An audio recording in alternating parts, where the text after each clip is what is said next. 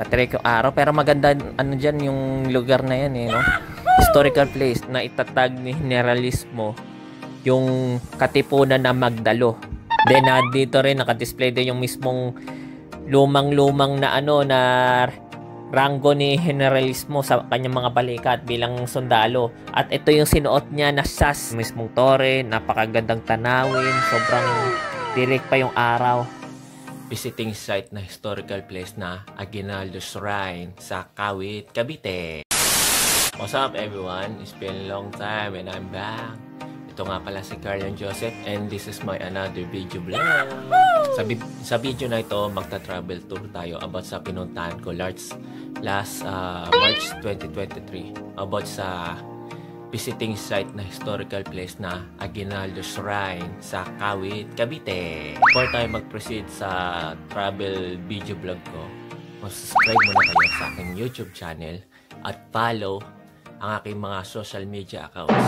So sit back, relax, and enjoy this video. Peace! Wow! Ayun nga guys, papunta tayo sa Cavite from Manila. Nagbiyaya ako ng 2 oras at nakarating ako ng ligtas sa Aguinaldo Shrine, tahanan ni General Emilio Aguinaldo, unang presidente ng Republika ng Pilipinas. Sobrang yan, maaraw pa yung araw niyan guys.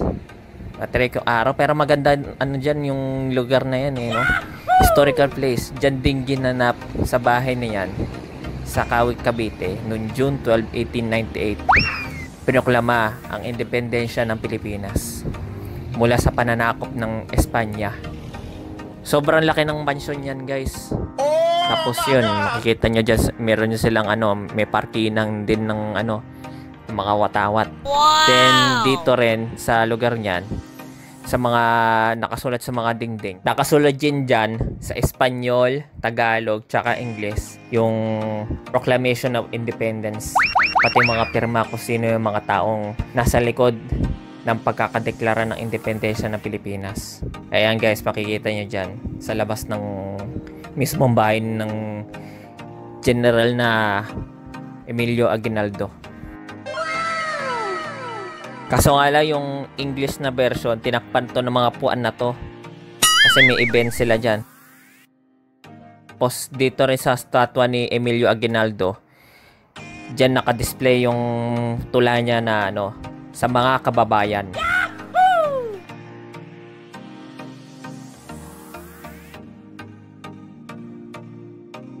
Ayan, makikita nyo dyan yung mismong statwa ni Generalismo na nakasakay sa kabayo at may hawak pang espada. Oh my God! Grabe guys, ang ganda ng tanawin dyan guys. Magandang pasyal dito kayo sa sa Cavite. Yes, sa mansion ni General Emilio Aguinaldo. Kaya tara guys, pasok tayo muna sa loob. Wow! Tignan natin yung loob ng mansion na ito.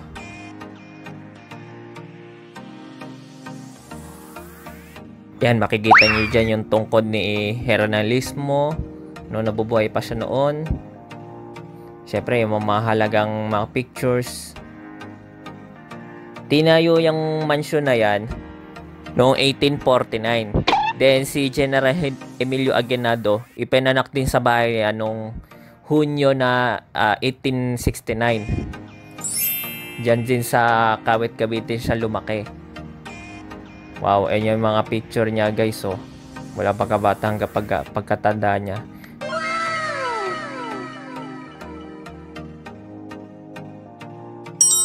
Pakikita nyo din dito yung mga niya, mga personal na gamit ni Generalismo.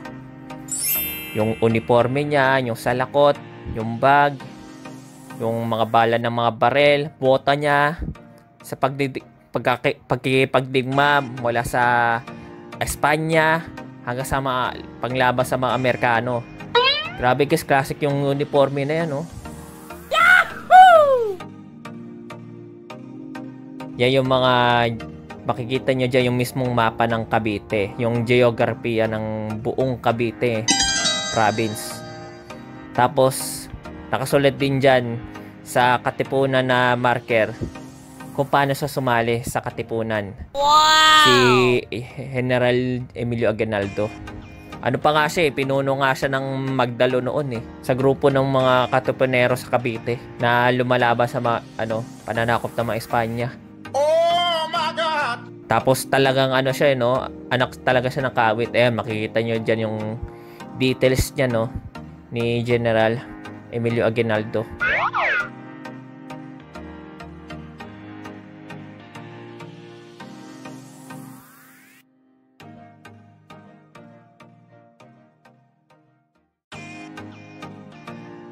Marami ka talaga matutunan dyan sa lugar na yan, guys.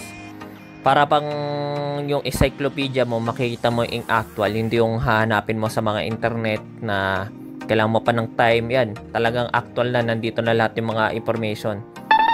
Tapos, syempre, nung sumali siya sa Katipunan, ayan nga, nakalasulat din yung labanan sa San Juan, yung Pride of Pugadlaw. Ito yung picture niya, guys, Sumali pa nga siya sa bilang mason Yung mga Freemasons, yung sumasali sila Andres Bonifacio, Jose Rizal, at mga iba pa. Tapos makikita niya dyan yung mga labanan sa Zapote noong 1897. Ayan, ito yung sinasabi ko sa inyo na kung paano na itatag ni Generalismo yung Katipunan na Magdalo sa Cavite. Tapos yung mga labanan sa Cavite nandito rin. From the past. Nandyan lahat, guys.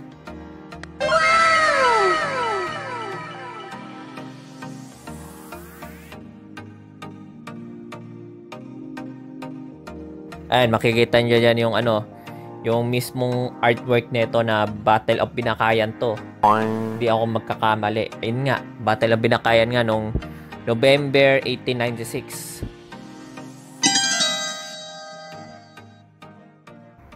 Tapos mahilig pala si Generalismo maglaro ng bowling Makikita nyo dyan doon sa dulong-dulo yung mga bowling poles. Sayang kung merong bola nga lang, pwede ako maglaro ngayon Tapos makasulat din dito yung unang yugto ng revolusyonaryo sa Cavite. Ayan. Makikita nyo dyan yung mga notorious battles noon. May artwork pa nga ng gawa sa clay yung Battle of Binakayan. Stig nga Tapos mga kilalang labanan sa Cavite.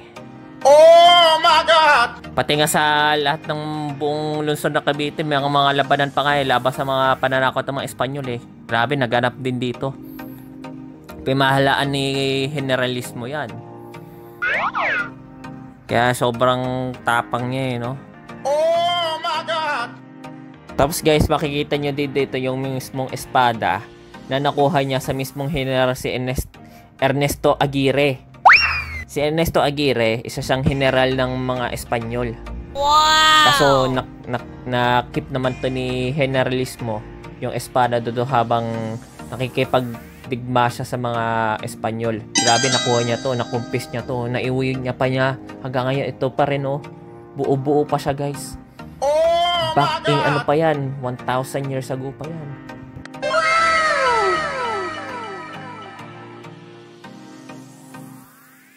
Makikita nyo rin dito, guys, yung mga lumang larawan ng mga panahon ng mga Philippine Revolution, lalo na sa mismong lugar ng Cavite. Tapos guys, ito yung Tejeros Convention. Dito ko na yung unang pamahalang panghimaksikan na eleksyon, kung saan dito naahalal si Generalismo bilang presidente kasama yung gabinete niya. Kaso nga lang, dito nagkaroon ng kontrobersya Mamaya, sasabihin ko sa inyo to, guys. Andyan din sa lugar na yan, sa mismong bahay, nanumpa si Generalismo sa Tansa Cavite bilang presidente ng unang pamahalaang panghimaksikan ng Pilipinas.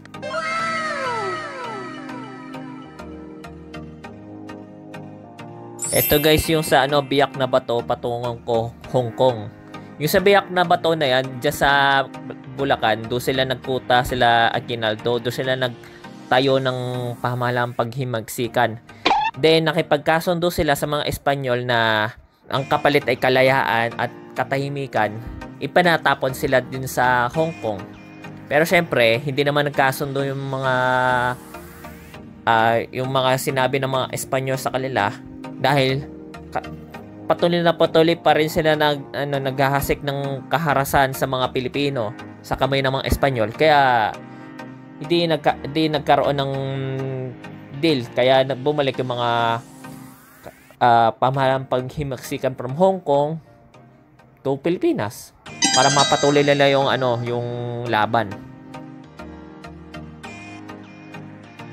Then meron dyan sa bahay ni Generalismo yung taguan ng mga bomba dyan sa ilalim. May mga lagusa nga yan, papuntang simbahan, papunta doon sa mismong labas ng mansyon. Tapos ito yung statwa ni Generalismo nagawa sa bato. Wow.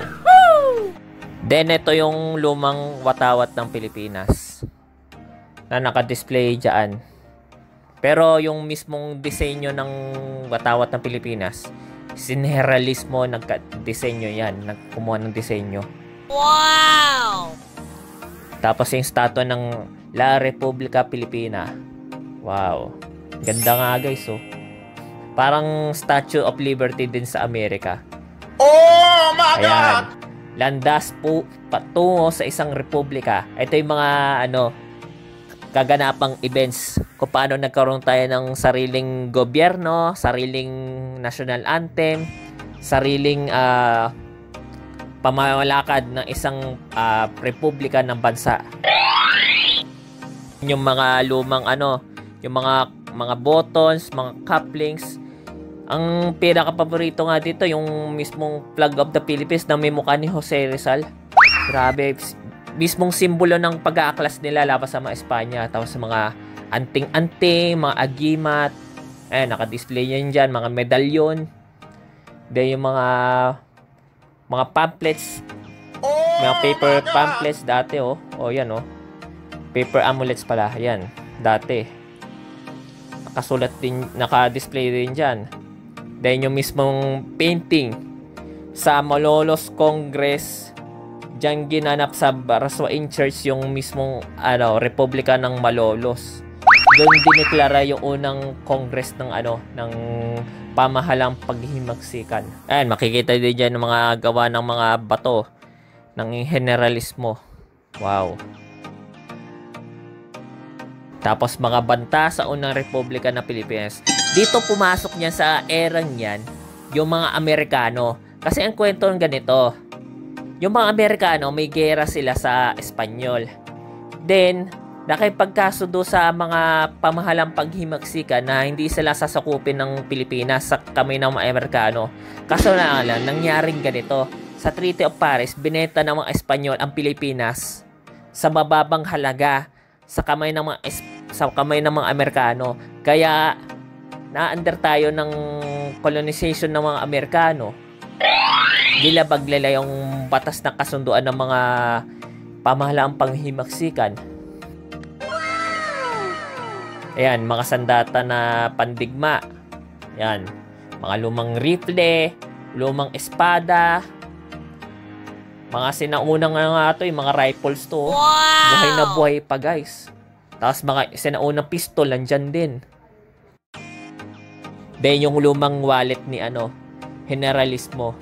Grabe guys, so buhay na buhay. Pati yung picture frame din. Wow. Dito na sumiglab yung gera between pamahalang paghimaksikan laban sa Amerikano noong 1899. Tumagal nga yun hanggang 1901 eh. Ayan guys, sa Santa Mesa pa nga yan, unang nagpaputok ng baril ang mga Amerikano sa mga sundalong Pilipinong pamahalang paghimaksikan.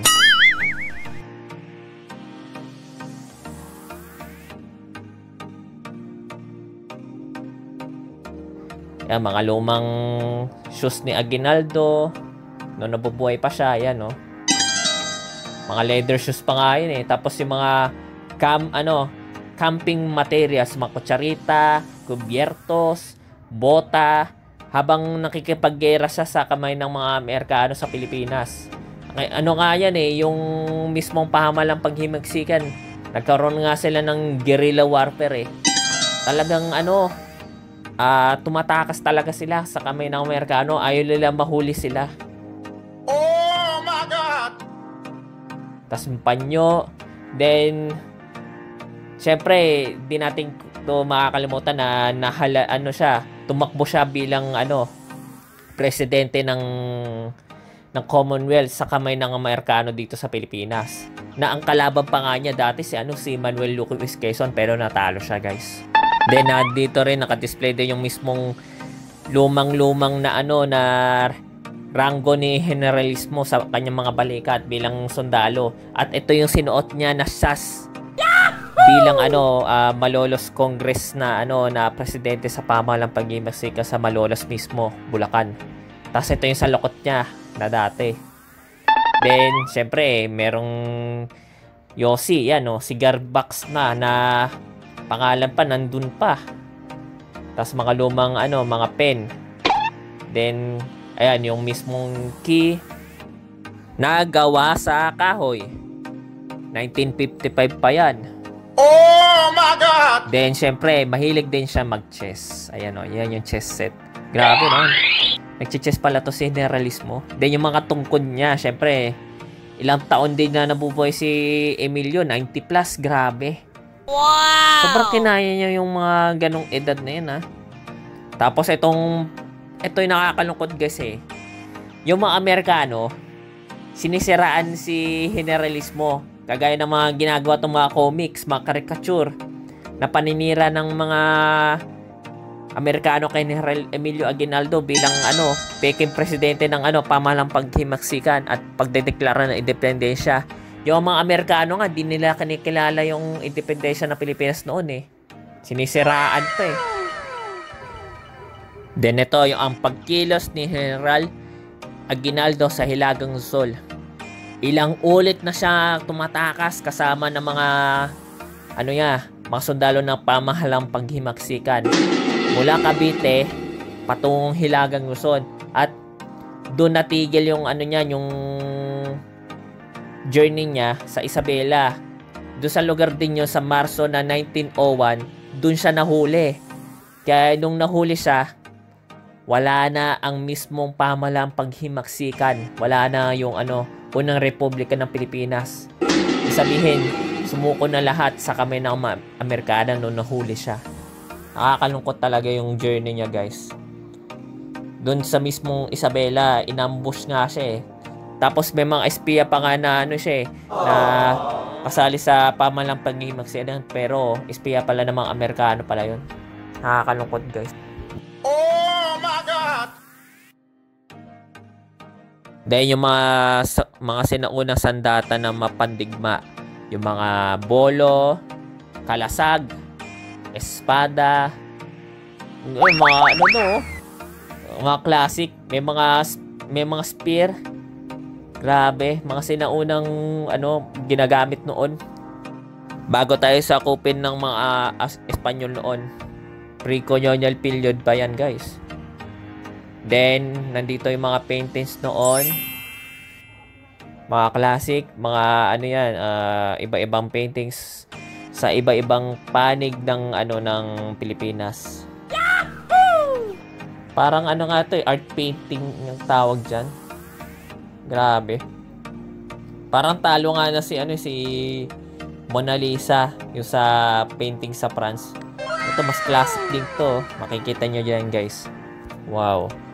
Sunod-sunod ang mga painting tungkol sa Pilipinas, sa religion, sa kultura ng Pilipinas, iba-ibang kultura. Siyempre, yung pre-colonial period, di magpapahuli niyan.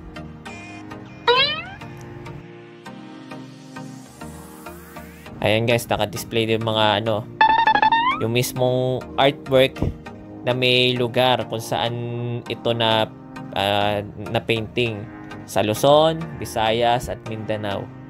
Grabe, guys, napaka-classic. Oh my God!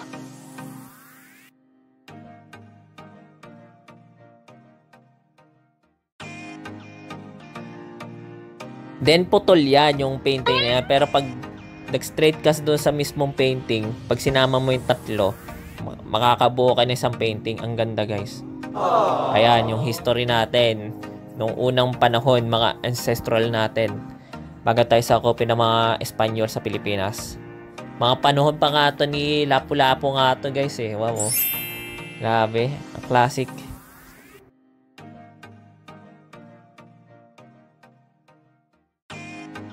Ayun yung mismong picture ni General Emilio Aguinaldo. Alam mo guys na ano lang, 5-footer lang si Generalismo. Sobrang liit niya. Pero sa ganong ano niya, height niya, pinamunuan niya yung pamahalang paghimagsikan. Pinamunuan niya ang independensya ng Pilipinas mula sa pananakot ng mga Espanyol. Grabe guys. Then makikita rin dito na isa siyang writer. Nagsulat din siya ng mismong libro niya tungkol sa pamahalang paghimagsikan. At ito yung national anthem. Mga pamana syempre ni Emilio Aguinaldo tungkol sa journey niya, tapos hanggang sa pagkamatay niya, syempre inala niya yung buhay niya para sa Pilipinas. And akit tayo guys sa second floor. Malaking mansion yan guys. Makikita nyo merong balkonahe. Wow! Makikita nyo na maganda ang tanawin dyan guys. May mga puno, syempre pagmamayari yan ng mismong bahay mismo. Meron dyan silid na patungo sa tore. Naakyat tayo sa itaas kaso bawal eh. Hindi tayo pinayagan. Sayang, gusto ko pa sana umakyat doon sa taas. Ito yung mga silid ng mga anak na babae ni General Emilio Aguinaldo. Naka-display dyan guys. At alam nyo ba guys, merong nabubuhay din ng mga kamag-anak ni Generalismo mula sa Chief Justice, then mga nakaupo sa mga opisyalis ng Cavite, katulad ng mayor ng Cavite, Kawit Cavite.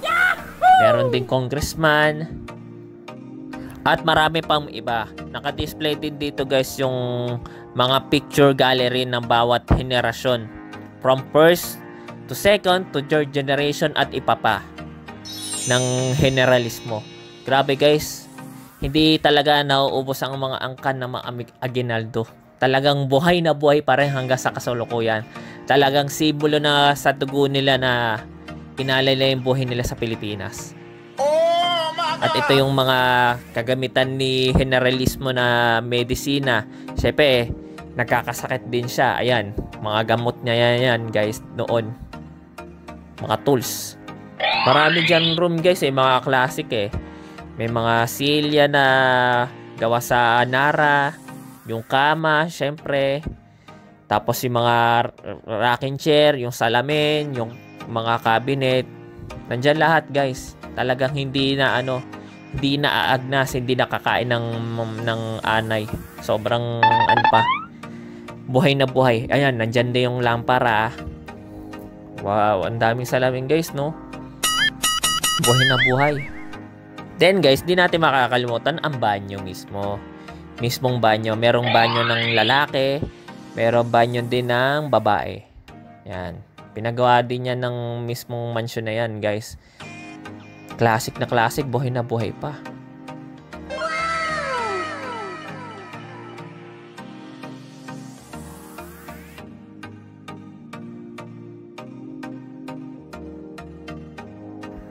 Dito rin guys yung balcony of sin o balkonahe ng makasalanan.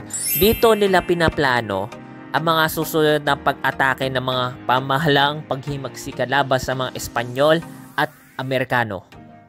Diyan sa lugar na yan. Diyan sila nagmimiti ni Generalismo at mga opisyalis ng pamahalang paghimagsikan. Ayan guys, makikita nyo din. Ang daming mga turista na dumadalo talaga dito. Wow! Ayan, may mga picture dyan guys na noon. Siyempre, hindi natin makakalimutan yung mismong pupuan na may tatlong between na sumisimbolo ng ating bansa. Oh my God! Tapos makikita nyo din dyan yung silig tulugan ni Generalismo, yung mismo kwarto kung siya natutulog. Diyan mismo sa lugar, sa kwarto na yan, guys. Wow, ang ano niya, ganda guys, oh. Mismong ano niya yan, silid niya yan. Kasama yung asawa niya dyan, na dyan natutulog. Wow, sobrang classic guys. Yan, nandyan din yung nakasulat dyan yung biyak na bato. Mga panahon na yan na nakipag-deal sila sa mga Espanyol na ang kapalit ay kalayaan ng mga Pilipino sa Pilipinas. Pero hindi nagtagal yan kasi tuloy pa rin yung pananakop at pag-aabuso ng mga Espanyol sa mga Pilipino. Kaya walang bisa yung planong yan pag-exile nila sa Hong Kong. Tinuloy pa rin nila yung laban nila na bumalik sila sa Pilipinas para lumaban sa mga Espanyol. Ayan, makikita niyo yun dyan yung ano, yung mismong puting buhok pa na lolo na si Emilio Aguinaldo noong 1948. Kakatapos lang yan ng gera yan guys ha. Sobrang ano pa, buhay na buhay. Grabe.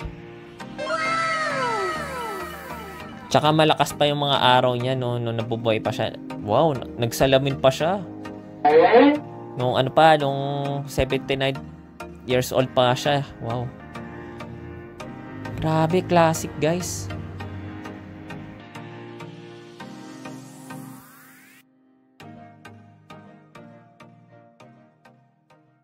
Maraming mga photographs dyan eh. Mga Pilipino na opisyales, tapos yung mga foreign diplomats na dumalaw sa mismong bahay ni Generalismo. Iyan yung dating radyo guys, oh. Dating ano yan, radyo, wow. Tapos yung dating piano, dating ano yan, cabinet syempre. Mga salamin, yan. Diyan din sa lugar na yan, yung mga pagpupulo ng mga foreign guests, syempre. Diyan sa Balkanayan. At makikita nyo dyan sa mismong dulo, dyan diniklara sa mismong balkona yung proklamasyon ng independensya ng Pilipinas. Kaso di tayo pinaganagan na i-open yan. Sayang guys. Maganda pa sana. Ayan, may piano dyan guys, oh. Yan, sa mismong bahay ng Kasarilindan. Yan, grabe. Noong 1990 to 1920, remodel yung bahay na yan para sa simbolo ng pagkakadeklara ng independensya ng Pilipinas. Yan, dumalaw din diyan yung ano, dating emperor ng Japan, si Akihito. Wow, nakipag ano pa, oh. Nakipagkamay pa kay Generalismo. Then makikita nyo sa gallery yung angka ng mga Aguinaldo. Grabe, hanggang ngayon dumadami pa yung mga descendants nila. Dahil yung pagkakamarcha niya sa mismong araw ng ano, pagbalik ng ating independensya ng Pilipinas mula sa pananakot ng Amerika noong 1946. Wow! Grabe kasi ang dami kaganapan dyan sa mismong mansion na yan, oh. Hindi ko akalain. Oh my God! Ayan, makikita nyo yung inang bayan sa mismong display na nasa kisame. Simbolo ng ating bansa. Wow! Dahil yung mga sinakop na mga lugar na pinalaya tayo mula sa pananakop ng Espanya na nagsisimbolo din sa mismong watawat ng Pilipinas. Marami mga bansaya kasama yung Cavite at saka Maynila. Yan, makikita nyo dyan sa mismong Kisame. Yan, mga lugar na yan guys. Then yung formal na silid kainan. Diyan kumakain ang mga foreign guests kasama ni Generalismo. Diyan sa lugar na yan. Grabe no guys, oh. Classic na classic mga puwan na yan. Imagine ko, ang daming tao pa yung mga araw niyan.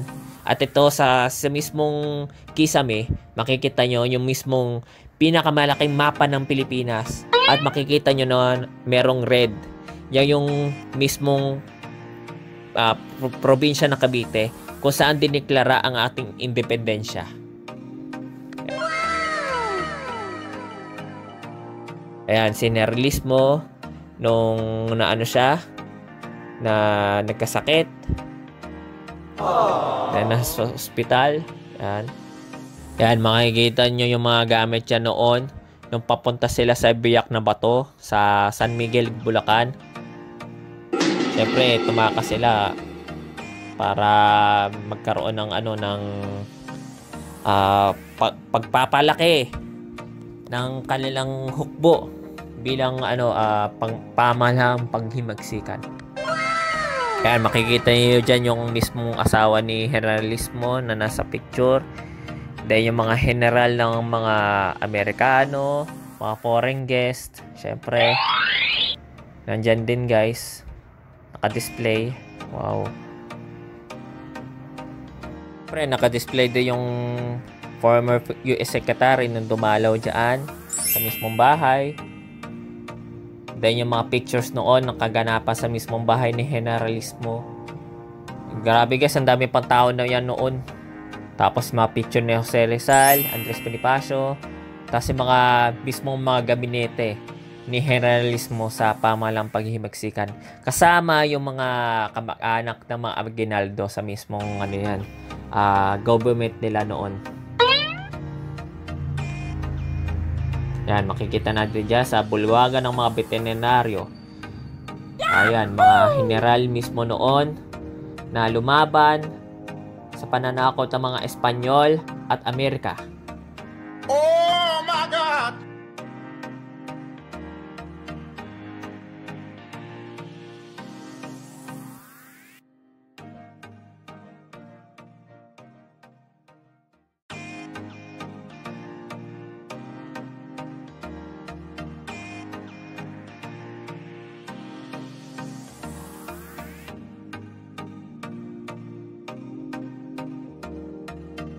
Pakikita nyo dyan yung mismong puan na yan na mahaba. Alam nyo guys, yung mismong puan na yan, taguan pala ng mga armas ni Generalismo. Pag inopen mo yung likod na yan. Then ito yung room ng mga katulong. Siyempre nakastore din dyan yung mga pagkain, Then meron silang isinaunang refrigerator noon. Makikita nyo dyan guys. Nilalagay din yung mismong yan. Paghahain ng mga paghahanda ng mga putahe, syempre. Pero dito makakalimutan guys yung mismong mahabang puan na yan. Diyan daw nakatago yung mga armas ni Emilio Aguinaldo noon ni Generalismo. Ayan guys, bababa na tayo sa mismong balkonahe. Tapos na rin tayo sa mismong loob. At syempre, hindi ko din makakalimutan yung moment na ito na sasaludo ako sa mismong puntod ni Generalismo sa mismong likod ng bahay niya, nakalibing ang kanyang labi.